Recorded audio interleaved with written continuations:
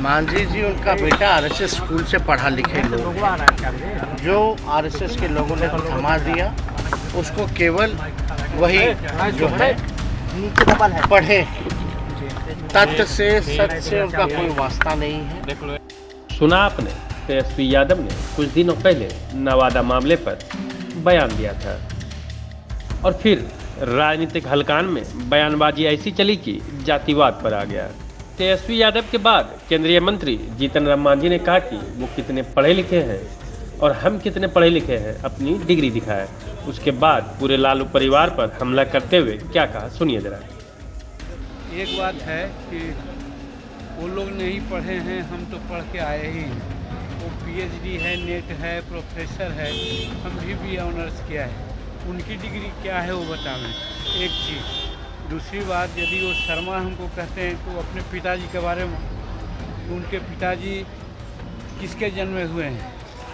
गनेरिया के जन्मे हुए हैं, तो गनेरिया हैं, वो यादव नहीं है। जीतन राम मांझी और लालू यादव के बीच का जाति पर विवाद इतना बढ़ गया कि एक दूसरे पर लगातार पलटवार करने लगे। सुनिए, जब लालू यादव को केंद्रीय मंत्री जीतन राम मांझी ने गड़ेरिया कहा तो लालू यादव ने पलटवार करते हुए जीतन राम मांझी से क्या कहा। सर, मांझी जी कह रहे लालू यादव यादव नहीं है, गनेरिया है। रुक जाए। वो मुसहर है जी, वो मुसहर है क्या वो?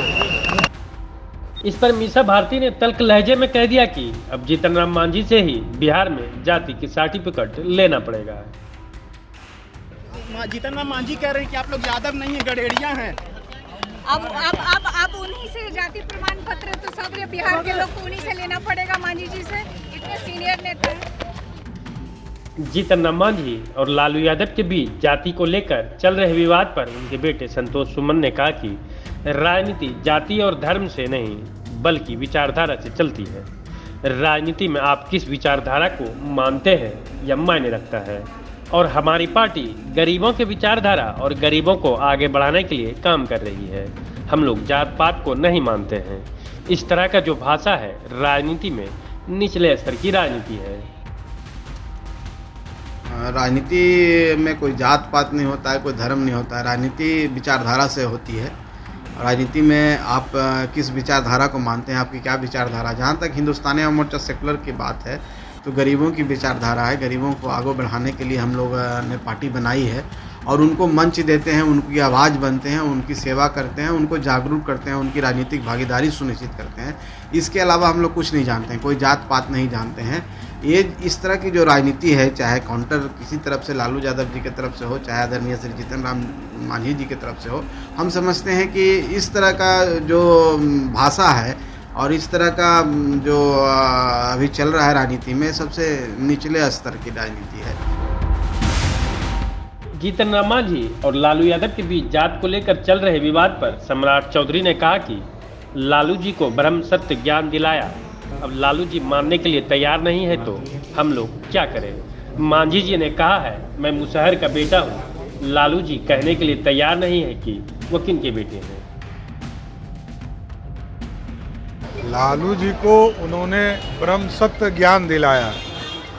अब लालू जी मानने के लिए तैयार ही नहीं है तो हम लोग करें क्या। मांझी जी ने तो कहा कि मुसहर का बेटा हूँ, वो कहने के लिए तैयार नहीं है लालू जी की वो किन के बेटे हैं।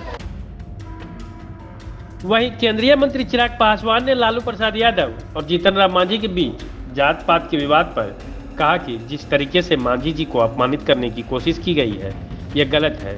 उन्होंने कहा कि इस मामले में लालू प्रसाद यादव को सोच समझकर बात करनी चाहिए।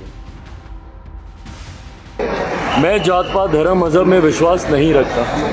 ऐसे में जातीयता को आधार बनाकर अगर इस तरीके की टिप्पणी की जाती है, मैं कतई उसका पक्षधर नहीं हूँ। जिस तरीके से आदरणीय जीतन राम मांझी जी को अपमानित करने की दृष्टि के साथ जाति का जिक्र किया गया है, ऐसे में ये सोच पूरी तरीके से गलत है। ये ना सिर्फ एक व्यक्ति विशेष का बल्कि जिस महादलित समुदाय से वो आते हैं उस पूरे समुदाय का ये अपमान है। ऐसे में इस तरीके की जातीयता विवाद को